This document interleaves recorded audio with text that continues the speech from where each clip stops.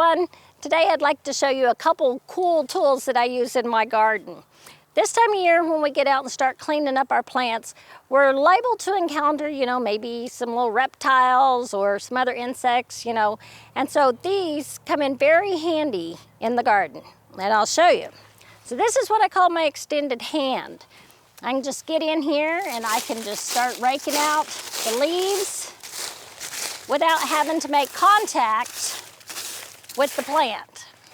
And then this is what I like to consider my extended arm. And this one extends even further so I can get into those harder to reach places. Or if I wanted, I could just stand up and rake the leaves out that way.